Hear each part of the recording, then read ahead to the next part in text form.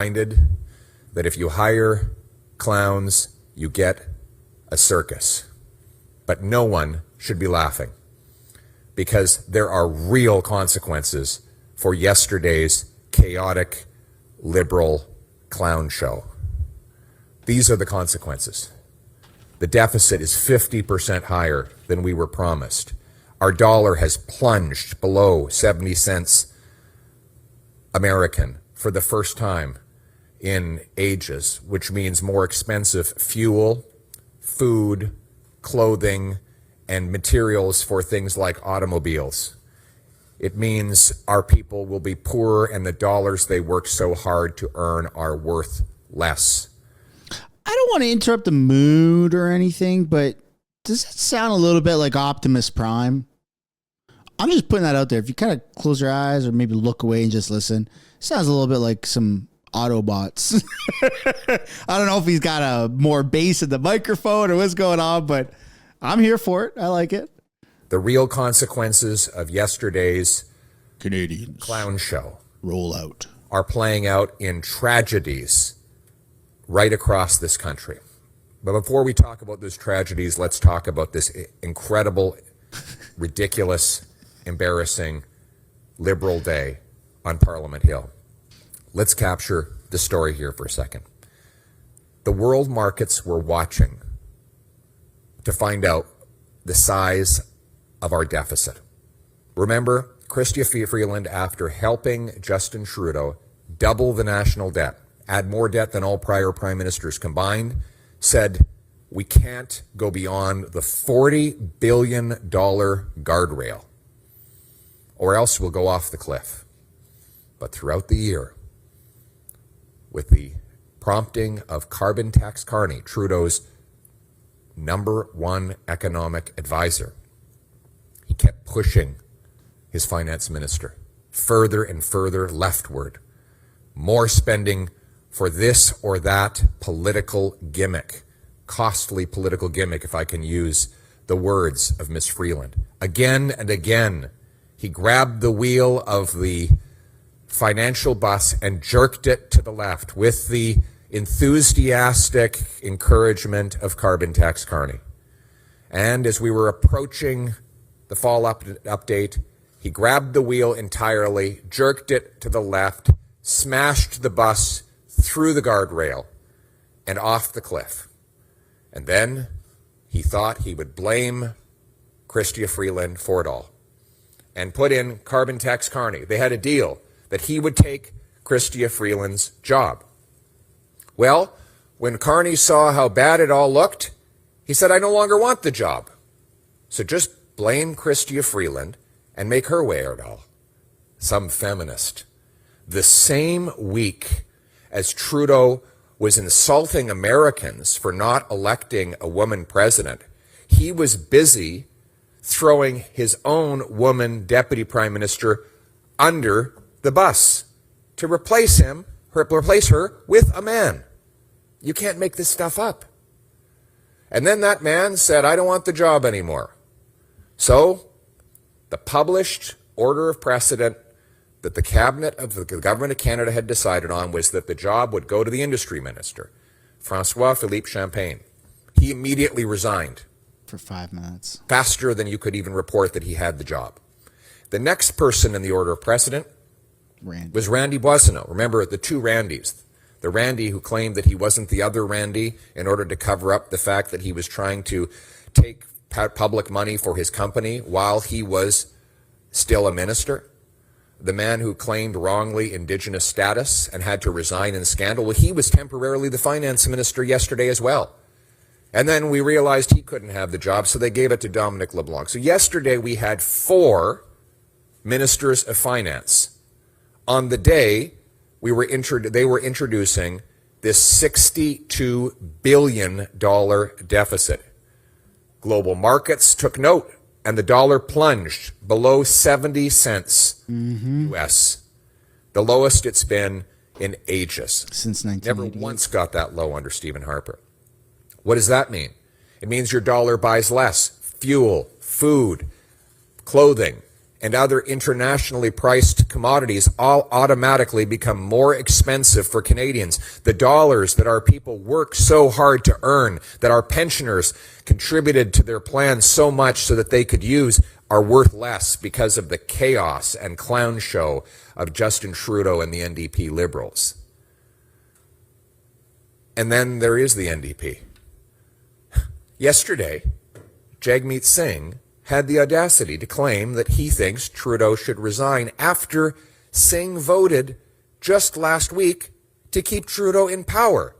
I put forward a non-confidence motion which would have fired Trudeau and triggered an axe the tax election. Yeah. And I put in that motion the words of Jagmeet Singh, and he voted against his own words. And now that those votes are behind him, he changes his story entirely. And of course, the media gives him an absolutely free ride, not questioning him at all on the obvious contradiction of claiming a man should be fired when you vote in the House of Commons to keep him in the job. The decision to call an axe the tax election is up to Jagmeet Singh, and Jagmeet Singh alone.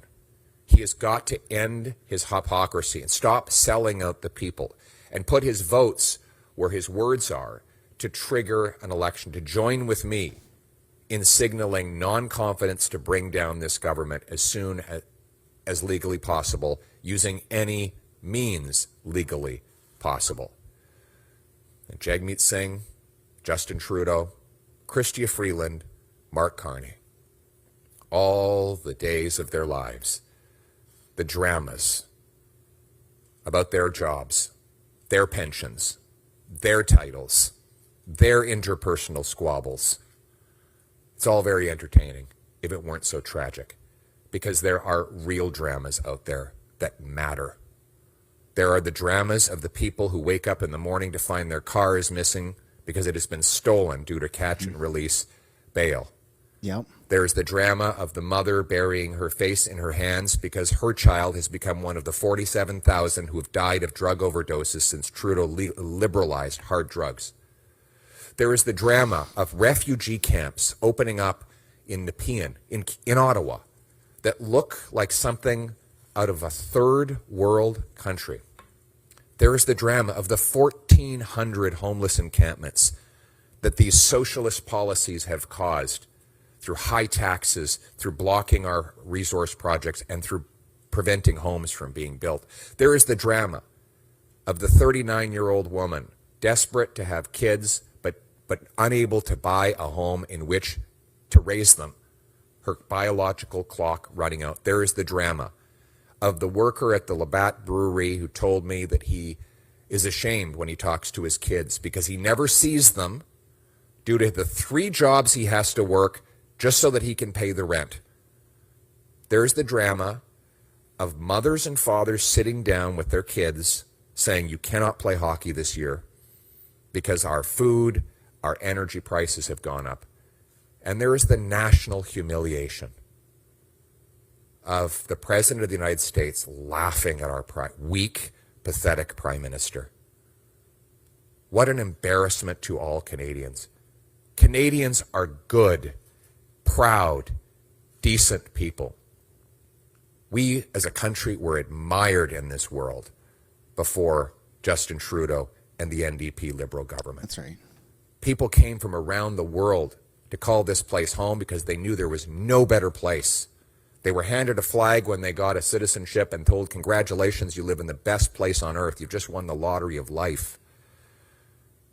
There was a promise in this country that anyone from anywhere could do anything, that hard work would get you a powerful paycheck and pension that bought affordable food and homes in safe neighborhoods.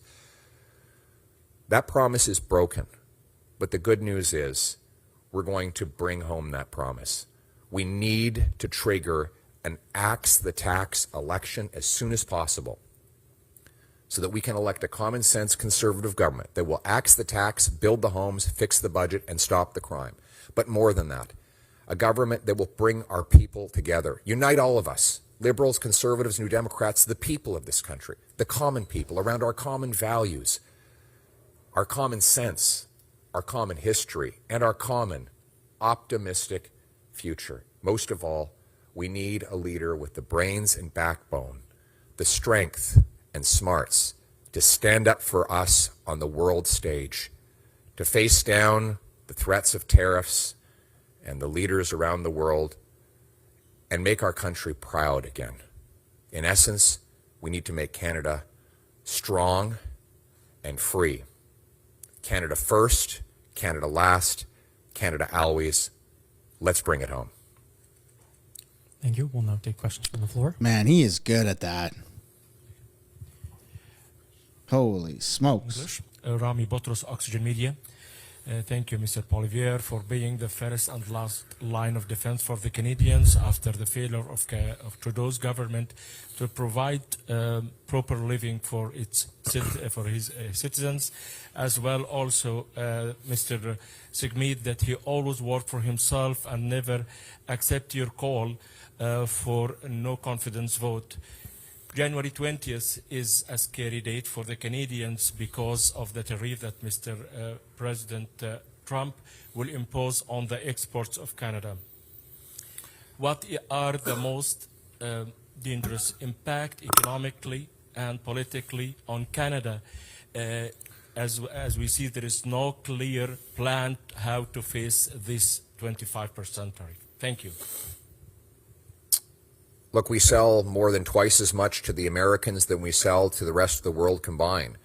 The United States is the biggest economic and military superpower the world has ever seen. They happen to be our neighbor and our friends. They have a president with a strong and fresh mandate. And he's someone who is a very powerful negotiator who can spot weakness from a mile away. And what does he see when he looks at Justin Trudeau and the NDP Liberal government?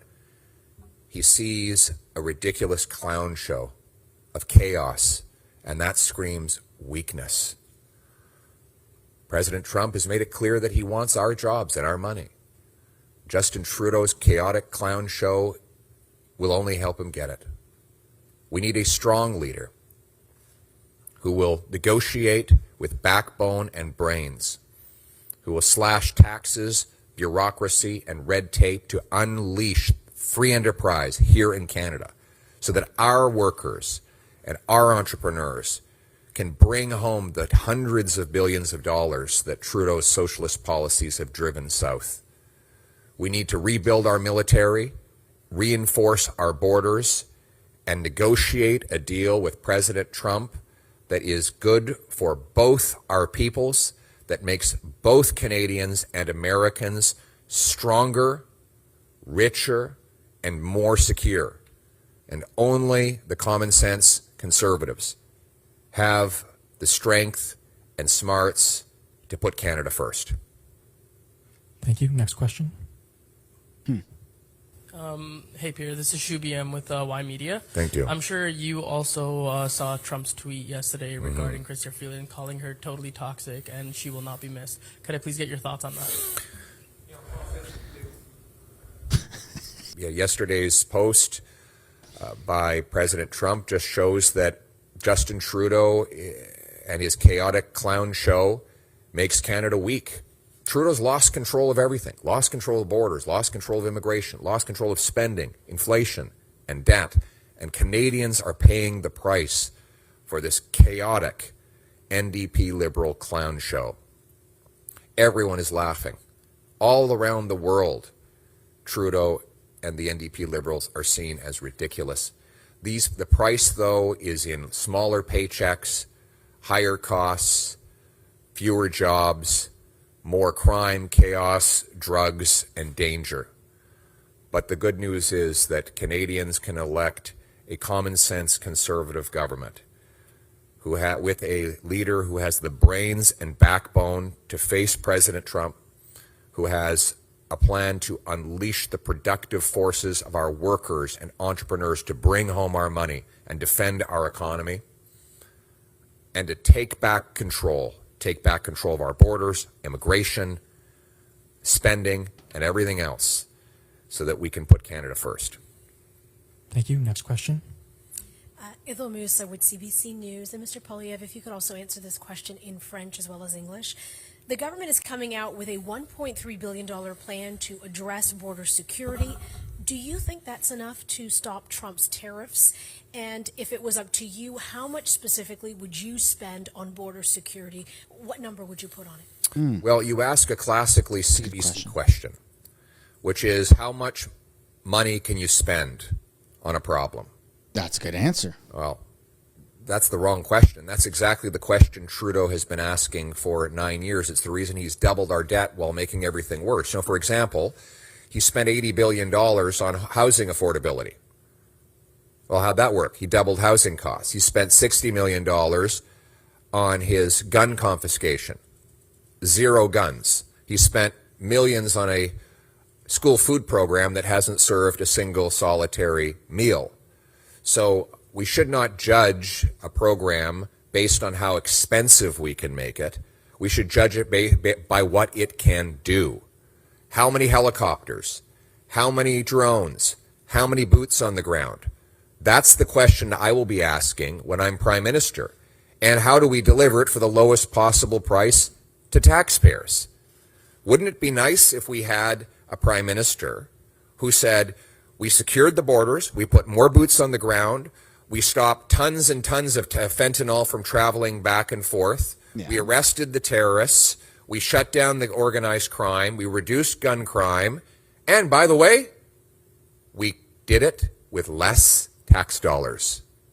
That's how our mentality has to change. We have to stop judging politicians by how expensive they can make things and start judging them by the results they get. You went into a restaurant and had a terrible experience. The food was awful. You got food poisoning. The service was bad. You wouldn't walk out and say, but it was great because it cost me $1,000. And because it's the most expensive restaurant around, it must be the best. No, we judge the meal by the food on the plate and the service that delivered it. That's how I'm going to run a common sense conservative government. Next question. En français.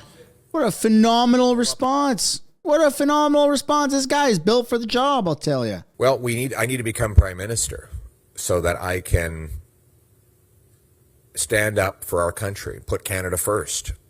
Right now, this is why we need an axe the tax election as soon as possible. Because every minute that goes by, we have a U.S. president with a strong mandate who is a powerful negotiator, who can spot weakness from a mile away. And when he looks across the 49th parallel, he sees a man who's lost control of everything. A weakling who's lost control of our borders, lost control of immigration, lost control of spending, debt, inflation, housing costs, crime, drugs, lost control of his caucus, and yesterday lost control of the most senior levels of his own cabinet. Now the president will see this weak, pathetic leader flailing around in a chaotic clown show, and that will only cost Canadians in these negotiations. That is why it is an emergency that we get an axe the tax election to elect a common sense conservative government that will unleash the productive forces of our workers and entrepreneurs to bring home billions of dollars.